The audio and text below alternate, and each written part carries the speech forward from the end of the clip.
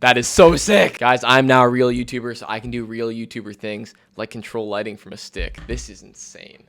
I'm so happy right now. I love doing this. Before we get into today's video, thank you so much for 10K. Absolutely insane. I know every YouTuber says this, but if you actually feel what it's like to have 10,000 of you follow me, it is unlike anything I've ever felt or ever will feel in this life. No, but seriously, this is actually crazy to me. 10,000 of you. I can't even count to 10,000, let alone fathom 10K of you being subscribed. So thank you from the bottom, from the depths of my heart. Thank you. That being said, a lot of you TikTok brain people are complaining about my long intros. So let's just jump right into the video. In today's video, we are going over the most annoying habits on the road. But unlike the last video I've done on the worst driving habits, these are ones that are perfectly legal, right? They're just annoying. There's no way around it. These are just annoying habits that people on the roads do. Like usual, you guys know the drill. We have a bunch of tiers here that we're going to go through. So starting at the bottom, excusable. So basically this might annoy the occasional person, probably a lifted truck driver, but this really isn't that bad of a habit. And honestly, I'll let it slide. Next up, frustrating. Now you start to get a little annoying with these. All right, not the end of the world.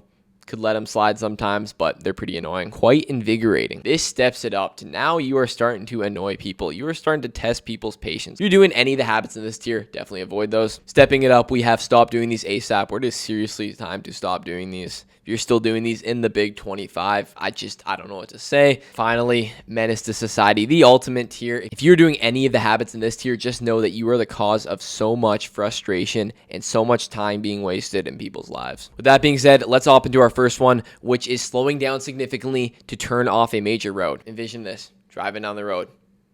McDonald's.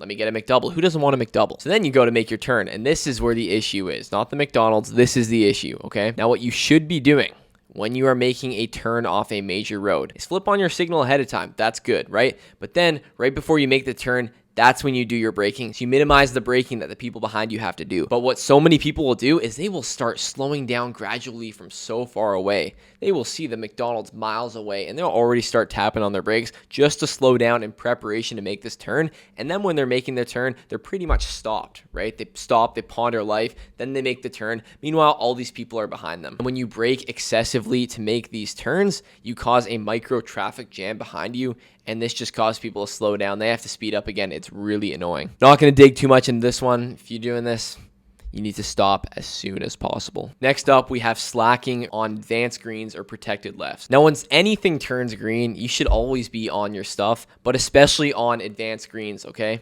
People have limited time to make this turn before they have to wait for the next cycle and maybe 5-10 minutes. Some of these intersections have insanely long light cycles. So yes, you should always be on your stuff when anything turns green, but especially in advanced green, okay? When it goes, you want to be on your stuff, but some people somehow just treat it like they got all day. You have to be absolutely hustling. I'm not telling you to send it, bombard yourself through the intersection, but you should be getting close. And this is especially your responsibility if you are the first one in line or one of the first people in line, because you hustling versus you going slow could be the difference between someone way back in the line making the light or not making the light. There's no excuse for going slow or slacking on these advanced greens. For that reason, I'm going to put this in quite invigorating. Next up, slowing down to watch an accident or rubbernecking. Now, there are two major problems with doing this, and I'll start with the first one, which is you are slowing down traffic. There's already a ton of commotion. There's already probably cop cars there, ambulances, slowing down traffic. Why slow down even more to get your look at the accident? We could reduce traffic around accidents so much if we just didn't slow down when passing the accident, okay? Obviously, don't blaze by the cops, don't blaze by the accidents, but why do you have to step on the brakes, get your look, and then keep going? Just go. And the second reason is it's just incredibly annoying and inconsiderate for the people who are in the accident. If you are a victim in an accident, whether you caused it or not, it is traumatizing. So the last thing you would want when you are in this situation is hundreds, if not thousands of people individually slowly rolling by to see the wreckage of your car. Just incredibly inconsiderate and annoying to put these people on display for yourself just for entertainment or whatever. And if you really want to be entertained, dude, just hop on Instagram Reels, hop on Google Images, look up crash.png, look at it through the lens of your computer instead of looking at it live and putting shame on someone who's already in a hard situation. If you are someone who does this, which almost everyone does, but if you are someone who does this, stop immediately. Next up, we have speeding up to block people from getting in your lane. Or as I like to call it, this is my term, you got to pay me a royalty every time you use this. goaltending lanes. Basically, there's this attitude on the roads in the modern day and age where everyone is competition. If one person gets ahead of you, it is the end of the world. People with this mentality, they'll see you turn on your turn signal, right? They'll see you trying to get into an open space in front of them, and they will block it off so that you can't make it. It sounds ridiculous. It sounds sociopathic. It is something that happens literally every day. And there are two big issues with this. Number one, you're just annoying. And number two, it discourages proper signaling, right? It is always recommended that you put your signal on for at least 2 to 3 seconds before you make your lane change or your turn. But if you put your signal on for an extended period of time and you know that you're going to get blocked, then why would you put your signal on for that long? Because you know if you practice proper signaling, you're just going to get boxed out. So what do? Instead, you just flick on your signal quickly and then go. Or better yet, you don't even signal at all. And while these are also bad driving habits, this is a byproduct of people blocking you in. Goaltending lanes is absolutely unacceptable. If you do this, you're truly a menace to society. Next up, we have refusing to turn right on reds. Now, some cities, including mine, are putting a lot of no right turn on red signs, so follow those. But I am talking about when it is a perfectly normal intersection and someone is in the right turn lane and they just refuse to make that turn until the light is green. Now, a lot of you guys were complaining that I don't explain stuff well enough with visuals, which fair enough. I'm always open to feedback, so I got paint out here. Let's paint a 4-way intersection. This is a right turn lane right here. Okay, this, I'm going to call her Bertha, okay? This is our offender right here. This in the blue, this is you or me. Now, currently, it is a red light for us and is a green light for the traffic coming this way. Okay, we following so far? But alas, there are no cars coming this way. So Bertha is clear to make her right turn. However, it is a red light, and Bertha is of the belief that if it is a red light, no right turns are permitted, even though it is legally allowed. Now, it could save a ton of time and it could clear up the traffic that's slowly piling up this way. But Bertha refuses and sits at the light. Finally, it turns green and Bertha wants to make her right turn because it's the green she's been waiting for. But what's the issue? There's a crosswalk here. Yes. And now pedestrians are coming this way. And Bertha knows that she cannot hit the pedestrians, so she waits for all the pedestrians to go. And finally, because pedestrians are slow, annoying, and arrogant, they've all passed and she finally makes her right turn.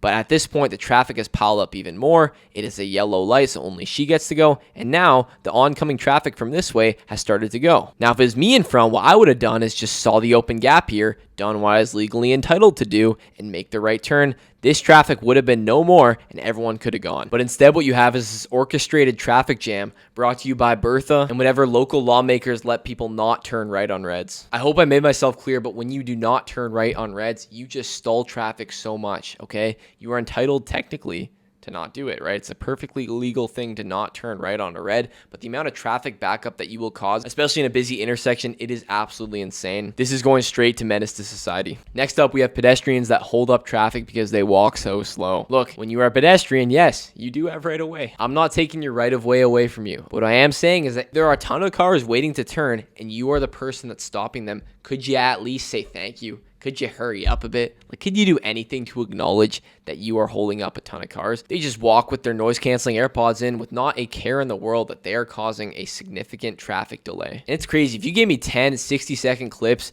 of different pedestrians, I could tell you with 110% accuracy which ones regularly get behind the wheel and which ones have never touched a car in their life. It is actually insane. You can tell so much about pedestrians just by how they act around cars, their consideration, their driver status, their driver's license status, everything. Some of these pedestrians single-handedly hold up so much traffic and it is crazy. However, I will say it is their right of way and some people may not be able to run.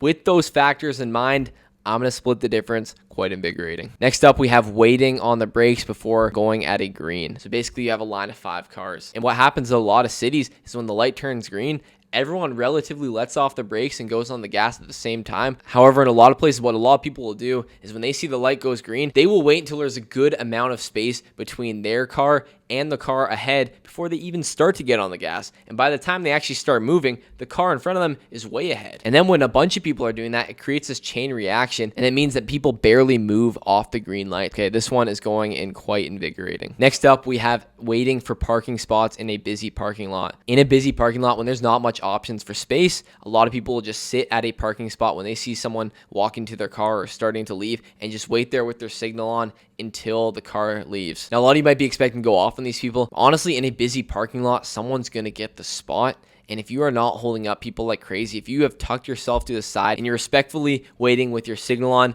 I don't think it's that bad. Look, we all need parking, and it can be incredibly annoying. I would put this at excusable. Next up, we have not turning in your own lane. I'm going to blow up the diagram on the screen so that you can see exactly what I'm talking about. But as you can see, the yellow car in the picture is entitled to that lane closer to them when they're making the turn, and the blue car is entitled to their lane. Now, a lot of people, if they are in the yellow car, maybe they want to be in the other lane. So instead of turning into their lane that they're entitled to and then signaling into the further lane, they just go right into the further lane. But that's a problem when blue car is trying to make a turn and they're getting their lane stolen from them. What this does mean is that when blue car could be making a turn while yellow car is also making the turn, blue car is too scared to because they don't want yellow car to box them out of their own lane. And sometimes the reverse happens too. This one is so annoying. Stop doing this ASAP. Next up, people who see a cop running a radar and absolutely slam on the brakes. Now, I got some good news for people who do this. If you see a cop running a radar and there are not flashing red and blue lights in the background, you're probably good. People who do this just cause a lot of stress. It can also make you seem more guilty to the cops, right? If you slam on the brakes suddenly and drop your speed, it shows that you know you're going too fast. And this might actually increase your likelihood of being pulled over. So my recommendation here is just ease off the gas. That's it. And hope for the best. Say a prayer and keep coasting. However, I get this is instinct. I mean, these cops be jump scaring you. They are going in the most obscure locations just to pull a few extra tickets. So I do have some empathy there. However, this is still frustrating. Next up, when you are coming to a four-way stop and someone has clearly been there before you, they will wait for so long to go. Now, the logic here is that they are probably trying to avoid an accident. Here's the thing. It is such low speeds at these four-way intersections.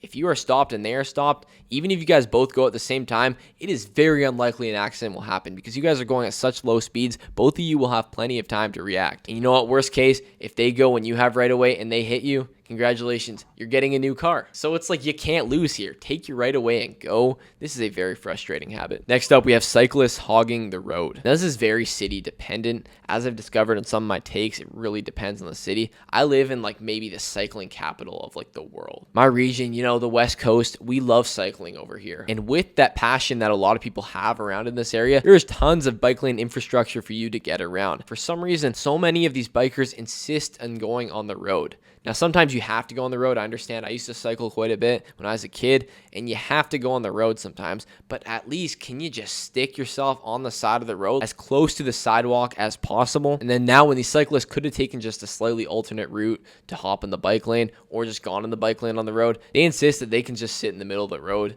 I don't even have to explain why this is a safety hazard for both them and yourself. For that reason, these cyclists can get quite bad, but there are some okay ones. I'm balancing it out at quite invigorating. Finally, we have parking crooked but still in the lines. So you are entitled to park within the lines, but so many people will take that to the extreme. Park right at the edge of the lines, park crooked within the lines, and then that renders the spots beside them like almost useless. Because then if you want to pull into the spot beside them, you are parking so close that is just an incredible risk. And these days with how easily people will just ding your car and then dip like nothing happened, you don't want to risk parking too close to someone. And then now it starts to make sense why people with nice cars or even semi-nice, just okay cars, park so far away from everyone else sometimes. They're not doing it for attention. They're not doing it because they think their car is crazy. They just respect their own property. They want to physically distance themselves from this epidemic of bad parking. And it's like there are really no excuses unless you're driving a Camaro, which has like blind spots the size of the moon. It is not that hard to park. If you reverse in especially, you probably have a backup camera. And if you don't, you probably have decent visibility. And then you can also just use your mirrors. So it's like there's no excuse not to park good. So for that reason, I'm going to kick this one in frustrating. That was all for the video, guys. If you guys want to suggest more tier lists or just general video ideas, I am always open, okay? I'm always open to feedback. I'm a very feedbackable guy. That being said, if you made it this far, I really, really appreciate you, and I will see you guys in the next one.